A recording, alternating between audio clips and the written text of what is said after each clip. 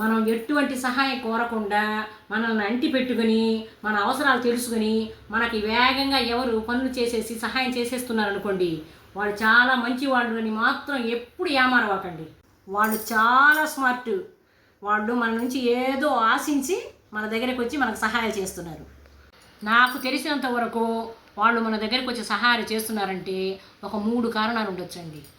ఒకటి, మన ప్రాపర్టీని ఆశపడి ఉండొచ్చు. రెండోది ఏంటంటే, మనకు ఆడపిల్లలు ఉంటే వాళ్ళని ఆశపడి రావచ్చు, లేదంటే మనల్నే ఆశపడి రావచ్చు.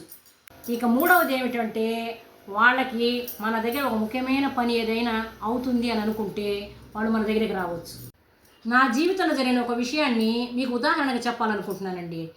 మా ఇంటి ముందర ఒక షాపు నేను బాడుకి ఇచ్చాను ఒక అతనికి. అతను ఏంటంటే అక్క అక్క అని పిలిచేవాడు. నేను అడక్క ముందరే పనులు చేసేసేవాడు. వాకిట్లో ఎవరు బిల్లు మనల్ని పే చేయమన్నా వాకిట్లో నిలబెట్టేసి వాడు పే చేసేసేవాడు. ఏంటబ్బా ఈ పిల్లాడు మనం అడగకుండానే ఏదేదో త్వరగా చేసేస్తున్నాడు అని ఒక డౌట్ వచ్చిందండి నాకు. అయినా నేను పట్టించుకోలేదు. ఆ పిల్లాడు ఎక్కువగా మాట్లాడేవాడు. ఈ మాటల్లో కొద్ది రోజుల్లో ఆ పిల్లాడికి పెళ్లి కాలేదని, ఆ తర్వాత ఇండైరెక్ట్గా మా పాప డీటెయిల్స్ అన్నీ అడగడం మొదలుపెట్టాడండి. అప్పుడు నాకు వాడి ఇంటెన్షన్ అర్థమైంది. వెంటనే షాపు ఖాళీ చేసి వాడిని తరివేశాను.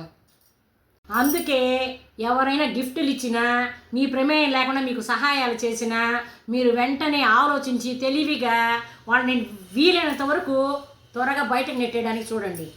ఇది మీరు తెలుసుకోకుండా ఉంటే ఇది మీకు, మీ కుటుంబానికే ముప్పు. ఈ రోజుకి ఇంతేనండి నా వీడియో. ఇంకా మీకు నచ్చితే, మీకేమైనా లైఫ్ అడ్వైస్ కావాలంటే మీరు నా ఆరోగ్య సరిగమల ఛానల్కి లైక్, షేర్, సబ్స్క్రైబ్ చేయండి. ఓకే.